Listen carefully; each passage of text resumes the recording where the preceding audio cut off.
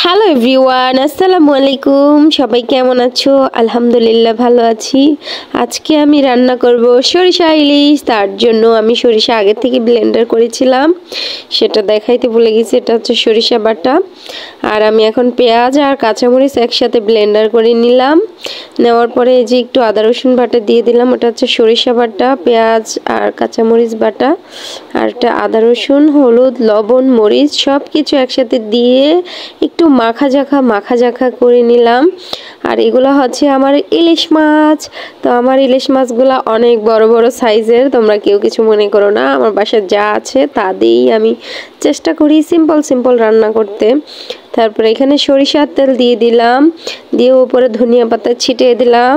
এখন মাছের সাথে সব মশলাটা আমি সুন্দর করে একটু মাখা জাখা করে নিব। আর এভাবে মাখা জাখা যত করব খাবারটা ততই মজা হবে। নিজের হাত দিয়ে ভালোবাসা মিশিয়ে সুন্দর করে রান্না করতেছি। আর একটু সরিষার তেল দিয়ে দিলাম। আমার কিন্তু মাখা অলরেডি কমপ্লিট হয়ে গেছে। তারপরে আরেকটু মাখা জাখা করে নিলাম।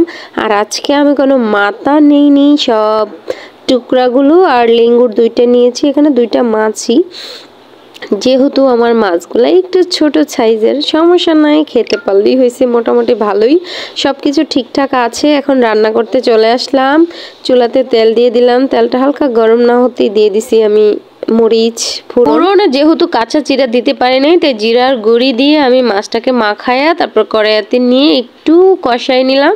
তারপর জল দিয়ে দিচ্ছি, অল্প একটুখানি পানি দিয়ে এটাকে সুন্দরভাবে রান্না করব যতক্ষণ পর্যন্ত মাছটা সিদ্ধ না হয়। তো অলরেডি আমার মাছটা রান্না করা হয়ে যাইতেছে। এই যে দেখো কতটা সুন্দর না, একদম দেখতে মাশাল্লাহ। আর এভাবে রান্না করে খেতে আমার ভীষণ ভালো লাগে সরিষা ইলিশ। আমার বাবুরও অনেক পছন্দ সরিষা ইলিশ। আর দেখো কত সুন্দর করে রান্নাটা হচ্ছে, দেখতেই ভীষণ মিষ্টি লাগতেছে। তো তেলটা ওপরে ভাসা পর্যন্ত আমি রান্না করে নিব। আর কিছুটা ধনিয়া পাতা এখন আবার ছিটিয়ে দিলাম, দিয়ে একটু নাড়াচাড়া করে নিব হালকাভাবে, একটু ঝুলিয়ে বেশি নাড়াচাড়া করতে গেলে মাছটা ভেঙে যাবে। মাছ যাতে না ভাঙে সেইভাবেই রান্না করতে হবে।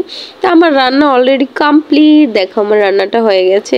এগুলো কিন্তু সম্পূর্ণ তেল, দেখো কতগুলা তেল দিয়েছি আমি।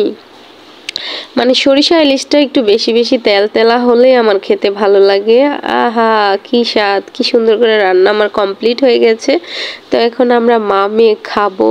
প্লেটে আমি ভাত নিয়ে নিয়েছি চুলার পাড় থেকে। আমি আর আলাদা করে এগুলা কোনো প্লেটে তুলি নেই, জাস্ট আমি কড়াইয়ের থেকে তরকারি একটু নিয়ে আমি খেয়ে ফেলতেছি। মাছ নিলাম, ঝোল নিলাম, একটা শুকনো মরিচ নিলাম, বিসমিল্লাহ করে মুখে বাইট দিয়ে দিলাম। আহা কি স্বাদ। আবারও নিলাম, আবারও খাবো। তো এই ছিল আমার সিম্পল ভিডিও। তোমাদের কেমন লাগলো অবশ্যই কমেন্ট করে জানাবা। রেসিপিটা ভালো লাগলে অবশ্যই ভিডিওতে লাইক কমেন্ট শেয়ার করে দিবা। আর এখন বিসমিল্লাহ করে মেয়েকে খাওয়াই দিতেছি। আমার খাওয়া শেষ অলরেডি, মেয়েকে খাওয়াই দিতেছি। মেয়ের সাথে আমিও একটু খাচ্ছি, খুবই মজা। আর আমার শরীরটা ইদানিং খুবই খারাপ থাকে। আমি সারাদিন শুয়ে বসে থাকতে আমি একদম মোটা হয়ে গেছি। যাই হোক, তোমরা সবাই আমার জন্য দোয়া করো যাতে আল্লাহ পাক আমাকে সুস্থ রাখে আর সুস্থ হয়ে যাই। সবাই ভালো থাকো, আমাদের জন্য দোয়া করো। আর খেতে চাইলে চলে এসো। আল্লাহ হাফিজ, bye bye, tata, love you all, thank you সবাইকে।